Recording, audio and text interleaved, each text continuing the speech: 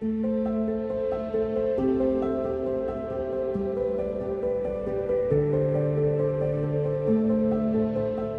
again, everybody. I'm Dean O'Neill. And I'm Nick Robinson. Nick, we come to the final episode That's right. of On the Ground at the Border. I will say from the very beginning, I think it was compelling. I think it's something that needed to be heard. I think for whatever reason you took this trip and this tour and this study tour, I think it was good. And I think we appreciate you bringing back the witness of what's going on at the border. Nobody knows. We're not a border. We're in Indiana. We're landlocked. Yeah, we're far away from the events that are happening there. Right. We're Hoosiers. Yeah. So. Even in Columbus, we have a fairly small Latino population, Hispanic population in Columbus. It's noticeable, but it's not. It's not. And I lots of times, like when people are talking about immigration, in Columbus, immigration looks different than some of the stereotypes that people talk about. Right. Because we have so many people working for Cummins and other companies that are here to do that work and have been brought in through work processes. Sure. Yeah. I'm sure that when you first moved in and took advantage of Ethnic Expo, I mean, there's that's pretty. I mean, it's a melting pot. It's a good place to kind of see what's out there in Columbus. Yeah, it was. Honestly, last year was the first year we went because it was the first year maybe since we've been here that it had been like the same as the old way. Like they had changed the way they were doing Ethnic Expo for a while, I think, because we moved here during the pandemic. Sure. So things were different. And last year was our first time to go, and it was fun. Oh, yeah, yeah. We ate a bunch of different kinds of food. My kids tried samosas because they had been watching a TV show on Disney Plus, Mira, Royal Detective, in case anyone's curious. And they one of their catchphrases is soggy samosas. All right. And so they tried them and they had opinions. As they should. Yeah. Well, they said they liked them, but they didn't eat them. So I don't know. Right. It's hard to tell with kids sometimes. Sure. So yeah. So today I want to be thinking on this last episode. I want us to think about bringing some of these thoughts home. Right. And I think when we start thinking about a border trip, we're thinking about immigration. We're thinking about, is this going to change my policies that I support politically? Is this going to change who I'm voting for? Is this going to change maybe where I'm giving money or who I'm spending time with? As we change our ideas on immigration, is it going to change which news channel I'm looking at? Right. And that's not necessarily the way that I want to go with bringing this home. I don't want us to say, okay, we've listened to all this immigration stuff, and now we need to decide exactly what we believe. Like I said last episode, I think what we need to do is have our values, try to communicate our values, and try to work together to address these issues because there's no perfect system. And so we're going to be constantly tweaking it forever. Right. And this time on today's episode, I want us to think a little bit more broadly and not just about immigration specifically. If you can remember back to the first episode, we talked about listening to different people's stories. Whose story is being told here? We talked about the Alamo. How do we tell the story of the Alamo? There were people at the Alamo who were there as free people, and then afterwards were enslaved people because of the changes, leaving the country of Mexico to be the Republic of Texas. There's how do we tell the story as one of another country or one of the United States stories? So there's all these ways that we tell the story, and Columbus is a place where we are choosing how to tell our story all of the time. So Columbus has a narrative that we believe about ourselves, and it's because we've listened to certain people tell us the narrative. And because of the narrative that we believe, so I think, largely we consider ourselves a good town, a nice town, we solve problems kind of town. And I think all of those things are true. But there's also people, who are we missing? Who are we not listening to because they don't have a place at the table? What stories, who do we need to be reaching out to try to listen to more closely and include in the way that we understand ourselves, but also in the ways that we're making decisions as a community, whether those are through formal ways like city councils or church authority structures, or informal ways around town. Right. And, Columbus, like it or not, Columbus is a small town. And so things that happen where people can, know what's happening and how it is. If so-and-so does this, 8 people will tell 8 people will tell 8 people. So, I mean, there has to be some sort of a responsibility, I think, amongst everyone if we do bring up certain subjects like immigration or anything, that we have to be clear on what we're doing. Otherwise, it gets taken totally out of context. And we're a small town. That's just what my point is. Yeah, we're a small town with global connections. Right. And we're a small town, but we're not so small that we're often given directions based on houses that people used to live in.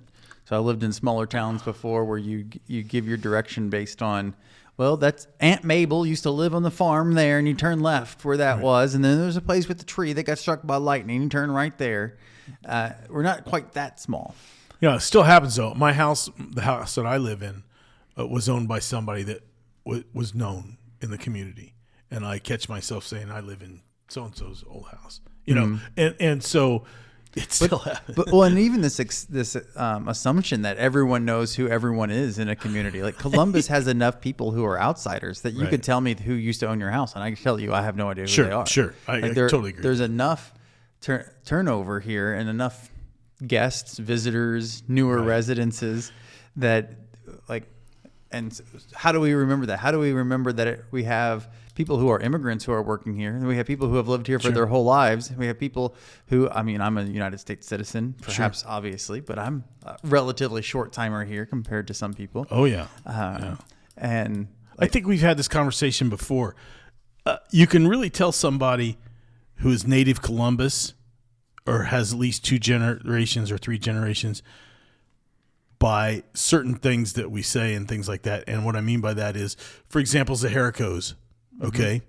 They made a Gom sandwich.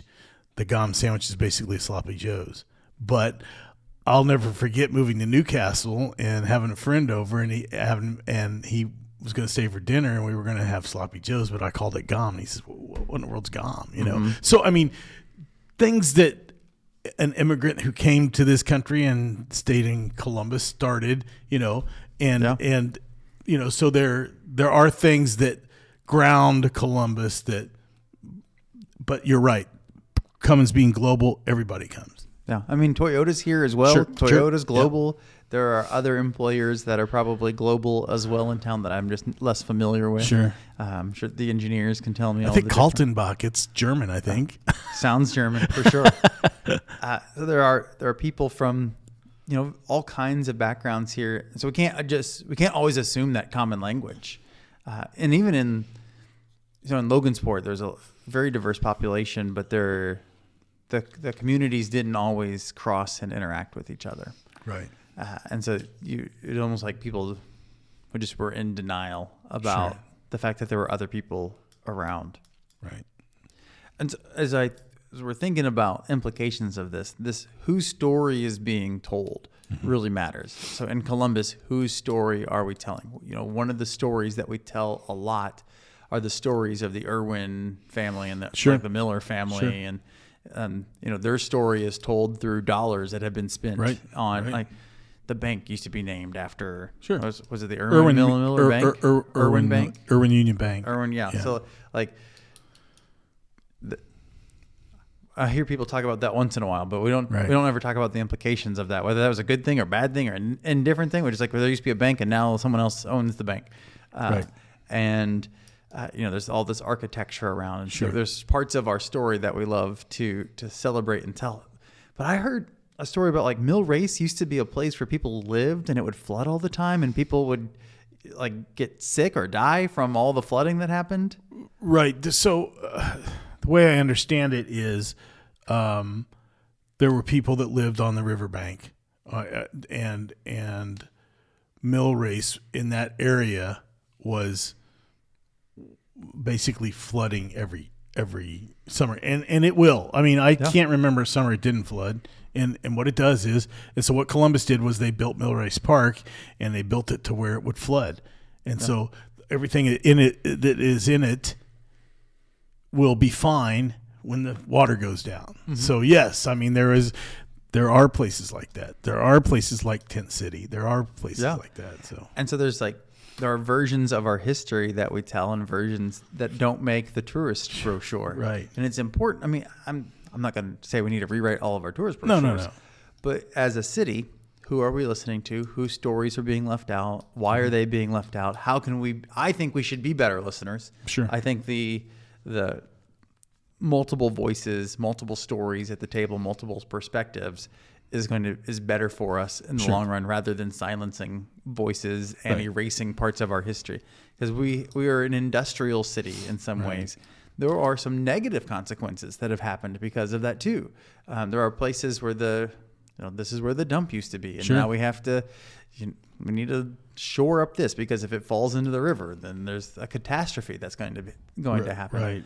I'm currently working on a documentary project that has to do with some aspects of Columbus, and I can tell you that before Columbus became Columbus, they wanted to call it Tipton. Yeah. That's why you get Tipton around all this. It was a general, I think, named Tipton or something like that. Then that one named it Tipton. But there's proof that when Columbus first was not Columbus but the town, it had no police, it had no policing whatsoever, no law enforcement or anything. It was kind of like just a crazy gun town. That was like the Wild West. Yeah, exactly. And this is true. And so it's amazing how Columbus has started and all this stuff. And there was not a few years ago, maybe a decade, maybe, I don't know how long it was, but I know that there was talk of possibly changing the name of Columbus. Well, I imagine so. Well, so when we think about this listening stuff, I don't want to limit it just to the way that we listen in our city. I think our city is one way to obviously bring it back. And whose opinions are we valuing? Why are we valuing their opinions? And what does that mean about what we really value and about who our city really is? But in our churches. So at Asbury United Methodist Church, the place where I'm in charge to some degree, I'm not sure. I don't run the whole show here, but who are we listening to and who are we not listening to? Right. What voices exist in our congregation that we're missing out on? In the way that we understand ourselves, the way that we do church, the way that we run things and plan things. Who in our community is Asbury really good at listening to, and where do we as a community need to get better at listening to voices that other than our own or the people that we're used to listening to? Or one of the things, this trip has affected me, going on this trip and seeing it, and being there with the people that I was there with. Like, we have a stronger relationship with each other after going on this trip together. We have seen and tried to process a bunch of different things in a week. It's like, how do you get Asbury to see lots of things and try to process it? Like, what's a study tour for Asbury look like? And who would be willing to go and listen to the voices of others? And if we did that, who would we set out to try to listen to? Like, what are the voices that we are? So I think you could probably make a list of 1,000 voices that we don't hear. You can get really specific, and we don't listen to Catholic voices a lot at Asbury because we're a Protestant church. Right. So we may not plan a study tour though to listen to Catholic voices. That might be low on our priority list. Yeah, but there's nothing you're saying you're not being facetious or mean or anything like that. No. It's just who we are. No, I don't, and I don't want to be anti-Catholic at all. Like, I respect the faith and the practice of the faith. That's just one of the lists. A voice that we don't listen to, there's a reason, but there are other voices that maybe we don't listen to, and there's less of a good reason. Like, gotcha. Where could we go to learn more deeply about issues that we are usually, one-sided on, or we hear only in the news and we don't see in person? And maybe if we get a study tour to Northern Ireland, we can go and learn about the feuds between Catholics and Protestants in some places, and that would really help us to reflect on how we practice our own faith. I don't think in the United States, there's much pressure to have that same kind of feud, but to see that the violence and the conflict there Sure. would be eye-opening for us, I think. Right. Do you think that this is a good subject for some of our small groups? Do you think that if we started something that just put them on a path to where this is not stuff we talk about, but maybe this is a way to do it? I think it's a good question for small groups. Like who do we normally study? And you know, I write a study guide every week at church, and to try to use it. And it's like, well, how can I use those study guides to introduce more voices? Sure. Or how maybe a season will come where I don't write those anymore, and we use someone else's books and materials so that we can hear more voices. Like a curriculum or something like that. Yeah. Or who do we need to have preaching here on? You know, at Asbury, most of our sermons are preached by a middle-aged, middle-class white guy because that's who I am. Right. Like how would we benefit from listening to other people who might be middle-aged, middle-class white guys, or might be different, you know? Yeah, but I get you. I get it. But then again, you're not going to be middle-aged forever, and you weren't middle-aged, you know, years ago. So it depends on how you count them. But you know, the voices being heard matters. Yes. So like I said on this in some podcasts, like we would show up and people would just cry. Right. Not because we were doing anything for them, Sure. but because we showed up and we actually cared. Right.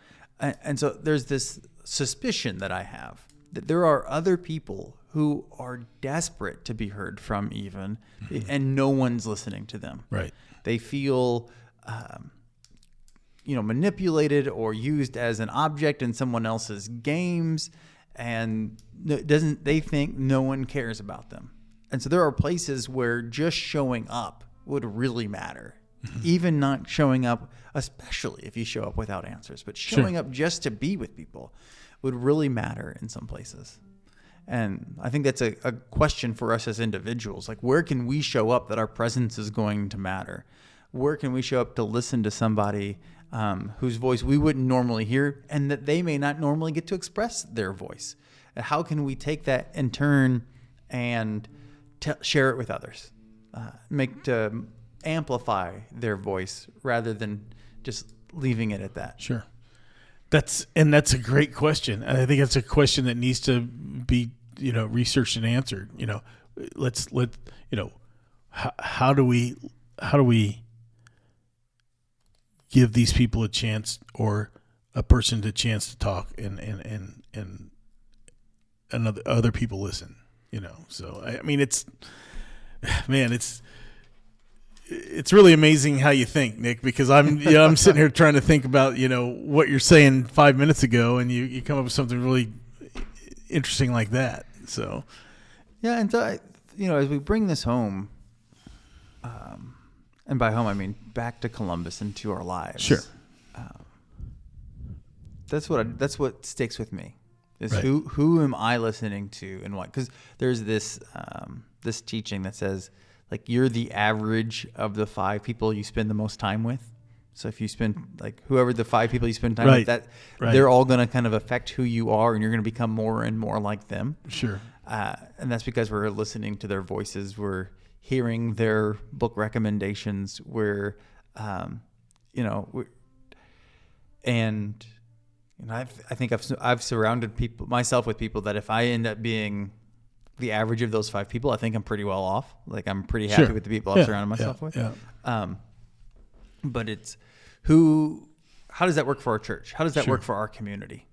Like, Right. who are the people with seats at the table? Yeah, we discussed homeless earlier, and homeless people are kind of intriguing me on how this happens.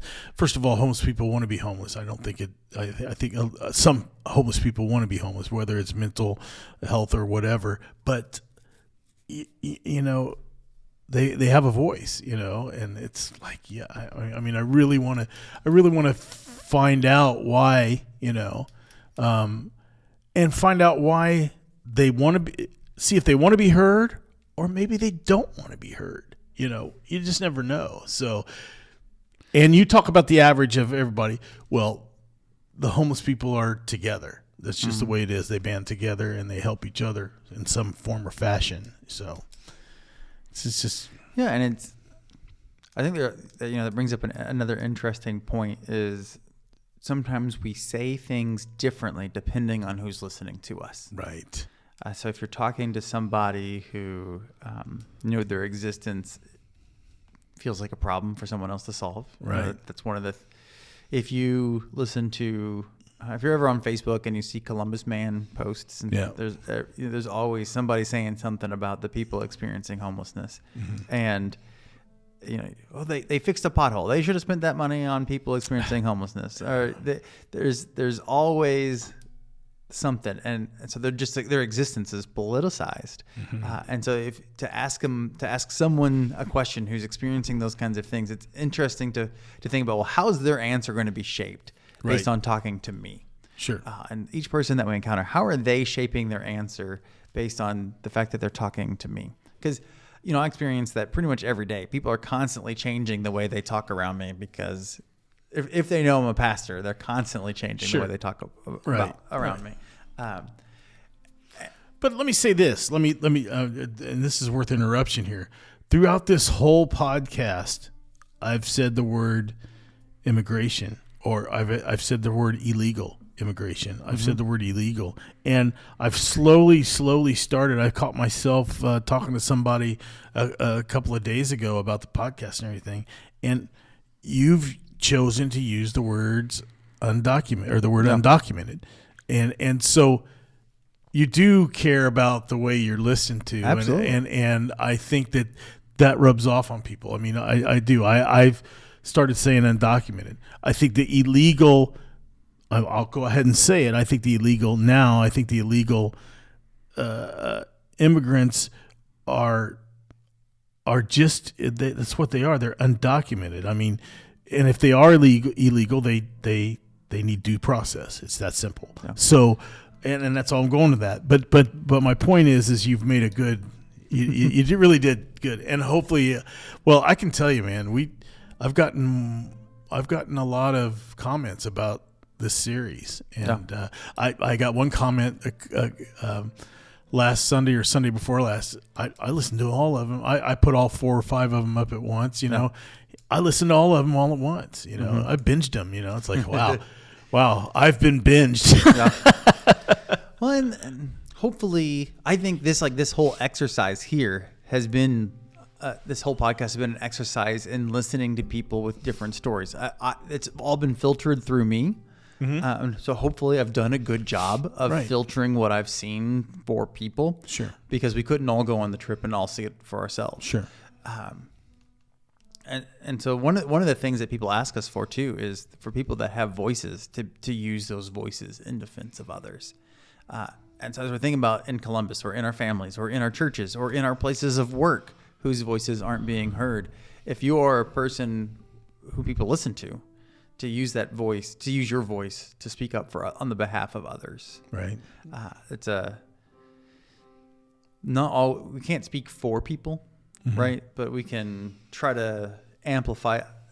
As an electrical engineer, I love the idea of amplification. Yes. Like you take I've heard that more than once from you. Yes. Like it's this idea that you take this signal that's coming in, and maybe if the signal coming out of a guitar, for example, is not very strong. Right.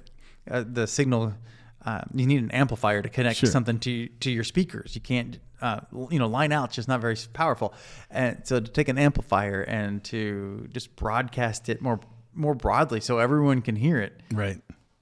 It's a neat metaphor for me. Yeah, that's cool. Like whose voices are we hearing, and how can we amplify them? Maybe by repeating them on podcasts and telling the stories of what we've seen, but maybe by giving them a seat at the table so that they can talk about it. And for the record, Nick always says, I can always tell when Dean's running sound into the CWC. So you really resonate that. So, and how different people listen and stuff like that. So pretty interesting.